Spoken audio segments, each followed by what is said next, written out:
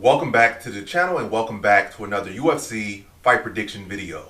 In this video, I'll be predicting the full card of fights for UFC Fight Night, Moicano versus Duncan. So without further ado, let's get to our first fight on the card. So scroll on. First fight we got in the women's flyweight division, we got Dione Barbosa versus Melissa Gatto. And how do I feel about this one right here? I'll go low confidence Dione Barbosa to beat Melissa Gatto. But yeah, Melissa Gatto's extremely live here. If she wasn't inactive and maybe was come up win, maybe just matter of fact just not being inactive, I probably would lean Gatto here. But Barbosa is active, so I'm leaning her. But Gatto, she's younger. She's like 29 versus like a 32-year-old Barbosa, I believe. Let's just double check. Well, 29 versus 33, so she's like 4 years younger. I think on paper they're like the same height, but I think in reality Gatto's gonna be the taller fighter, probably gonna be the longer fighter here. You know, we've seen her take down Cortez 2 times. We've seen her outland Ariane Lipski in a striking battle, pretty much a striking battle. So she's been there with some of the better wrestlers, been there with some of the better strikers, and she's held her own. Where Barbosa, we only really seen her in there with Maverick. She hasn't really fought no real good competition yet. So Gatto's extremely live, but she's been inactive for like 2 years. Barbosa's been active, so I'm gonna, feel like the iron's hotter with Barbosa right now, and she's coming off a win, even though again hasn't really fought the best competition. So I got concerns that Gatto might take her down at some points, and Barbosa be too comfortable on the feet. Comfortable on her back, or Barbosa be too comfortable on her back. But either way, I'm just leaning. Really, just get to the point. Barbosa active. She's a solid enough striker. Solid enough fighter. She got good BJJ. Got some good power in her hands. She's been active. I think she'll be able to, win the takedown battle, be busier, and in that busyness, be more successful. But again, can't be super confident in Barbosa in this one. But I do think that she, activity will be her friend here. So in this one, I got Dione Barbosa via decision. Now to our next fight we have in the middleweight division, we got Azamat Bekoev versus Tresean Gore. And how do I feel about this one right here? I'll go average confidence Azamat Bekoev to beat Tresean Gore. And yeah, Gore, the wrestling background, keeps him in the fight a little bit. It's not like he's got this takedown and lay on or takedown and ground and pound on paper or whatever. It's not that easy. Striking, he got some power, so you got to respect that. But other than that, like Gore doesn't have the most technical striking. Really has not fared the best in the UFC. And Bekoev, really better everywhere. He's the better striker. He's the better wrestler. He's the more accomplished guy. And Gore is coming off multiple fights where he took a lot of damage. Bekoev's his first loss, but yeah, it is what it is. He definitely hasn't taken the same damage that Gore has. And again, he hasn't accomplished nothing that Bekoev has accomplished. So I think, again, I just feel out this thing Bekoev is the better overall fighter. Fill out process, but I think he breaks him down and puts him away in the second round. But yeah, Bekoev is clearly, in my opinion, the better fighter overall, and I think it will show in the fight. So in this one, I have Azamat Bekoev via second round TKO. Now to our next fight we have in the women's bantamweight division, we got Haley Cowan versus Alice Pereira. And how do I feel about this one right here? I'll go low confidence Alice Pereira to beat Haley Cowan. And Cowan definitely is another more well-rounded fighter, but Pereira just seems to have way more upside and a young, promising fighter. And those young fighters can make big improvements, especially coming off her, she got her rub in her first fight she lost, came up short in that one. And she'll come in this fight much more hungry, much more adjusted. And again, I don't feel like Cowan's a fighter that's going to make so much more adjustments. I don't really have much more to improve. I feel like Cowan, she's 33, 34. She's not a talented striker, not a talented wrestler. Just kind of like, she can do a little bit of everything, but nothing stands out about her.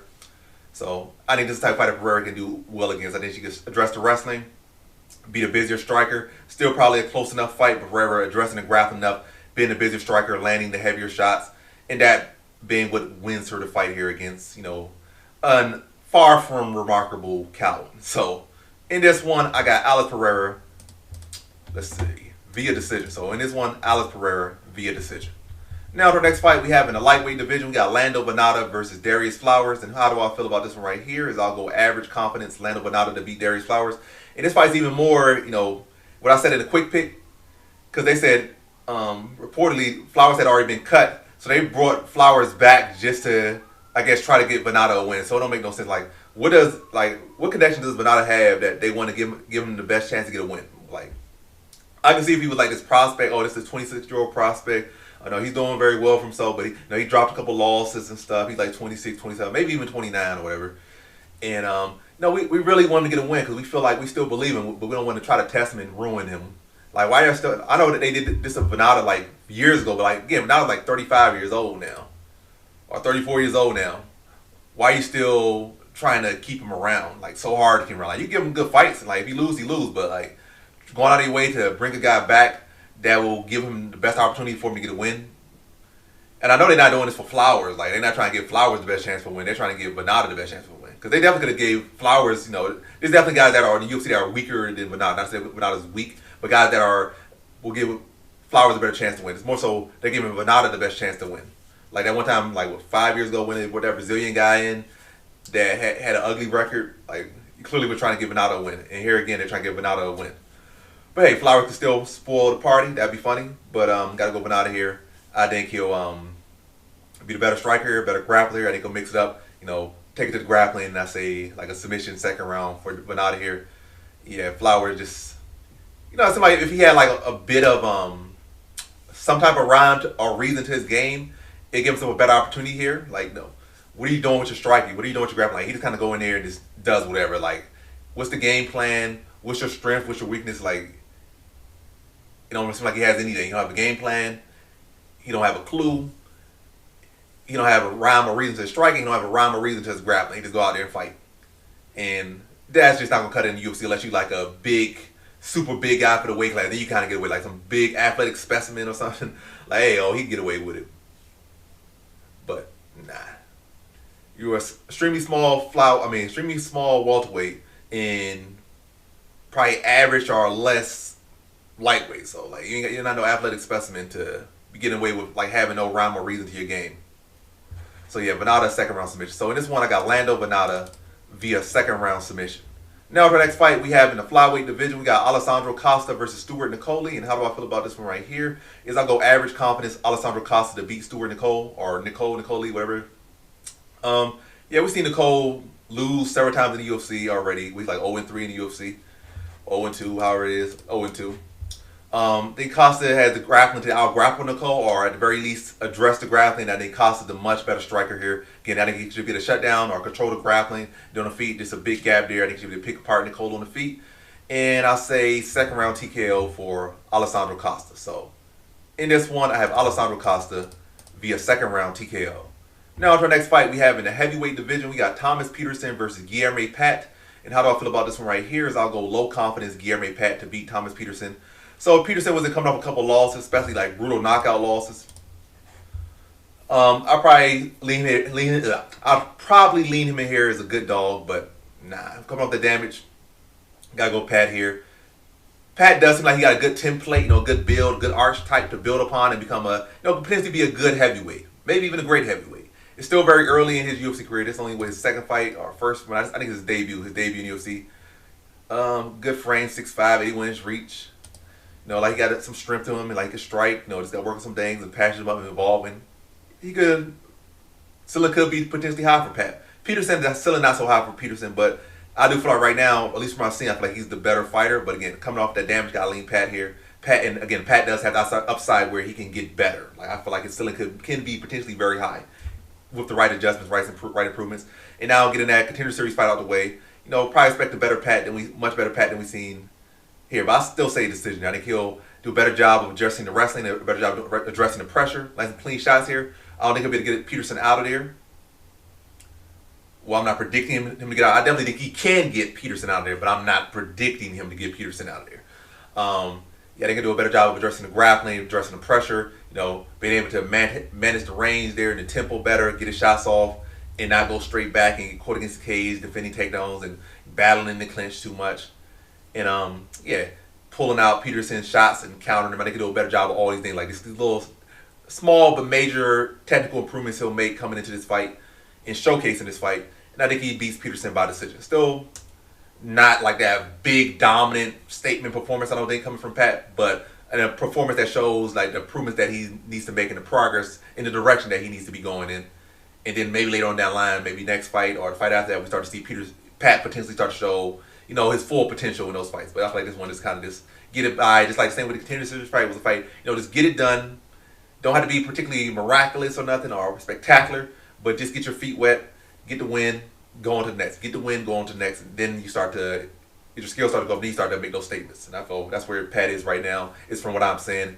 And I think he beats Peterson here by decision. So in this one, I got Guilherme Pat via decision.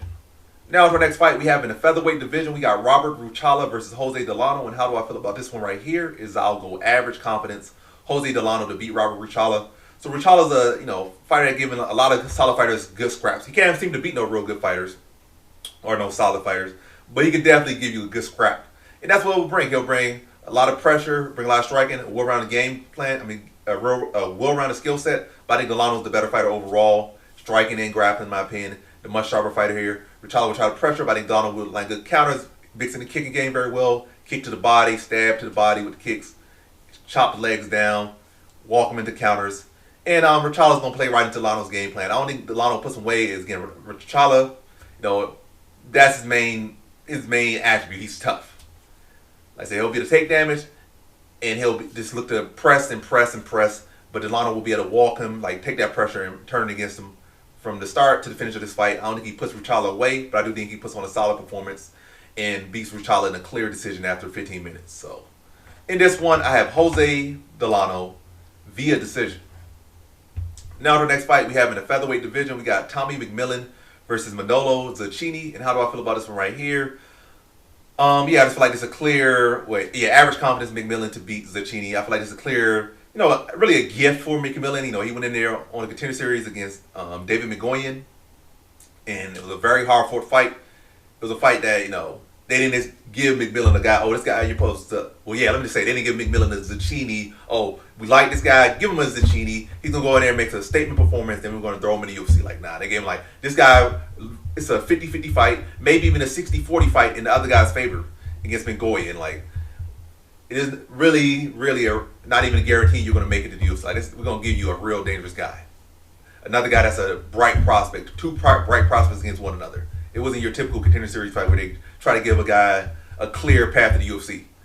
Like I say, we know your boy Sean O'Malley's in the UFC. He's a star, and you're one of the bright stars in your gym. But we're not going to give you that. We're going to give you a hard path. And he took the hard path. He fought through adversity. He won, and he clearly won in that fight. So they give him the fight, his debut, and they give him a guy that he can look good against. And I think he should look good and look great against Zecchini. I think he gets him out in the first round. I think he's the better striker. I think he's the better wrestler, better grappler. And somebody said in my comments, Miller's not a striker. Does he have to really be a premier striker to beat Zecchini in the striking? No. This is a cakewalk fight, or should be a cakewalk fight. He can't be thinking that, but we as predictors or we as viewers, we can say that, but he got to train like this is the best guy he's ever fought in the world. If he does that, this should be a cakewalk for him, and I think he gets Zecchini out of there in the first round. However, which way he wants, whether it be a sub or a TKO, I think he gets it done in the first round. I'm leaning more so TKO, most likely sub, but I'm leaning TKO. I think he picks apart Zecchini on the feet, maybe follows some ground, gets some ground and pound. By the way, I think it's a TKO. Could be sub, but I'm leaning TKO for McMillen, and I'm leaning it first round. So, in this one, I got Tommy McMillen via first round TKO. Now, for the next fight, we have in the bantamweight division, we got Rafael Estevam versus Ethan Ewing. And how do I feel about this one right here is I'll go low confidence Rafael Estevam to beat Ethan Ewing.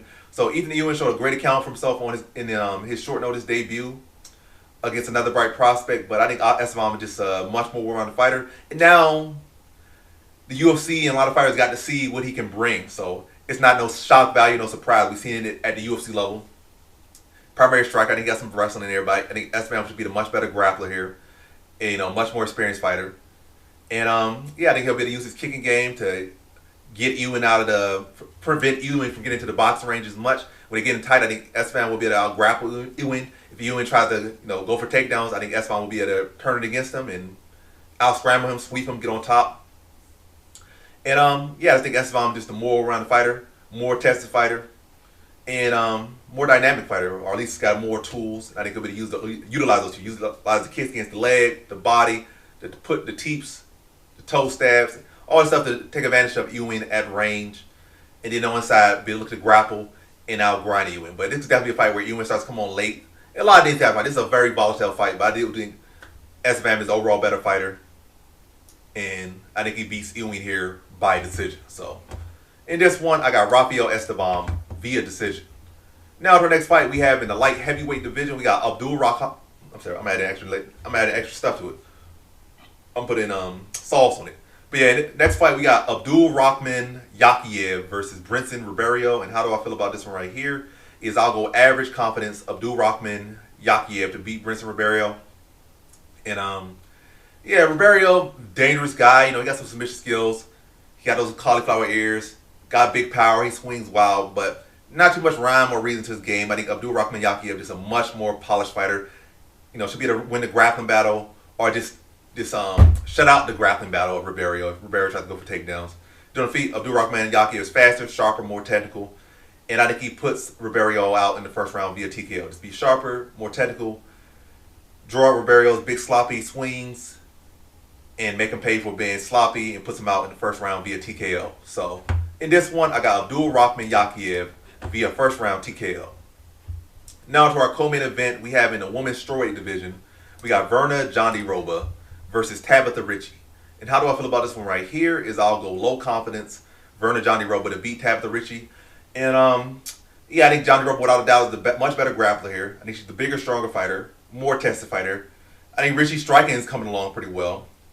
But I still think Jandiroba will be land the heavier strikes. I think Ricci will be a little bit busier with the strikes, but Jandiroba will be more successful with her strikes, land the heavier shots, the more damaging shots.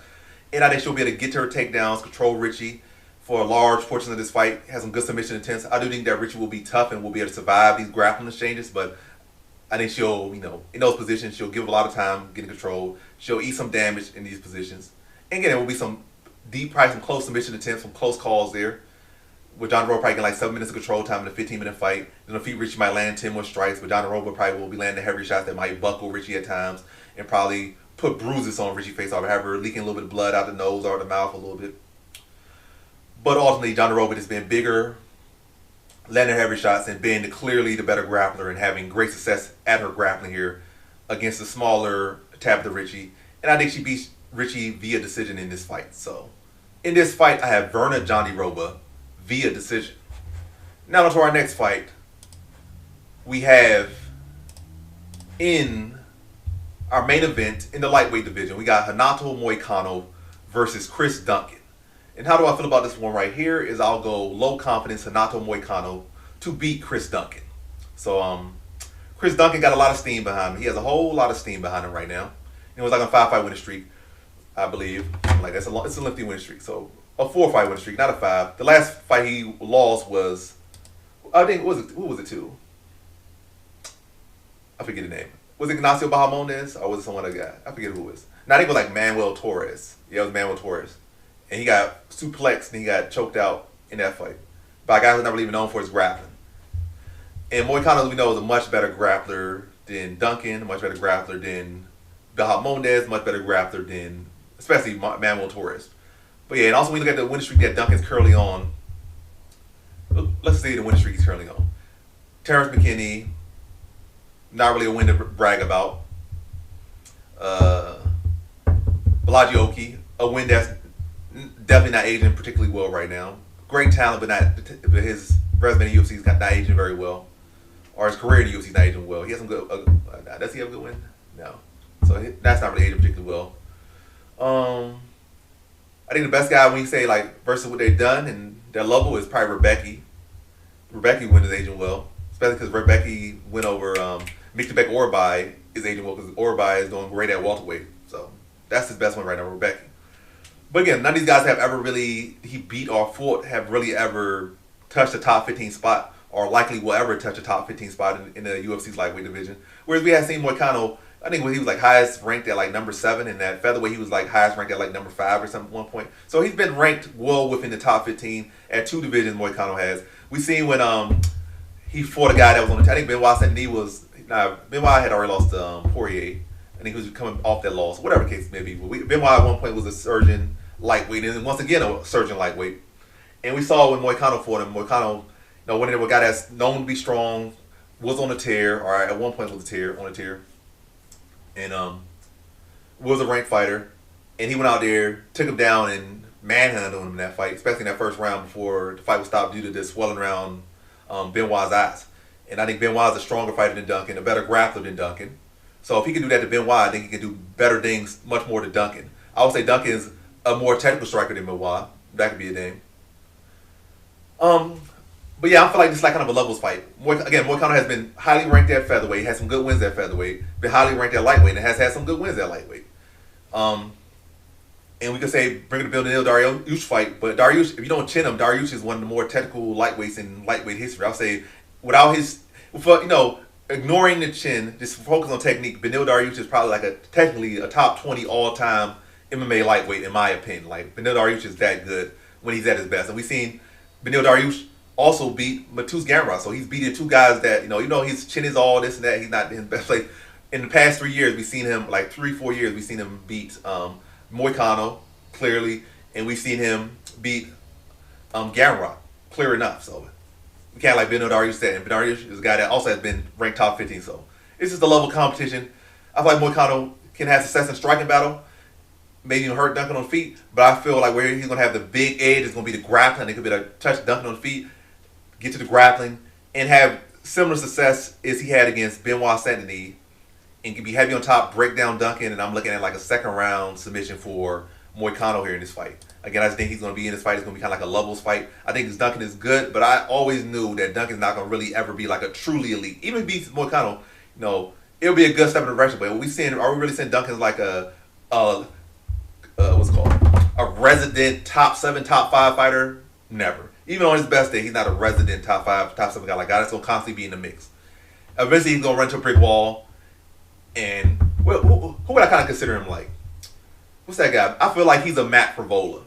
I feel like that's his level. He's like a Matt Frivola. Like, he could pretend to be the part, look the part for a little bit, but he's never going to be that guy that's going to get to the top and is hang around the top. He's going to get there. Then he's probably going to be a guy that my mic fell down and it knocked my thing down. All right, yeah, let me fix that up. But yeah, he's a guy that might get around there, but he's not going to be able to stay around there. And I think Moicano shows level in this fight, and I'm looking at a second round submission for Vannata Moicano. So in this one, I have Vannata Moicano via second round submission. And so that concludes my fight predictions for the full-card fights for UFC Fight Night, Moicano versus Duncan. And as always, thanks for watching. Peace.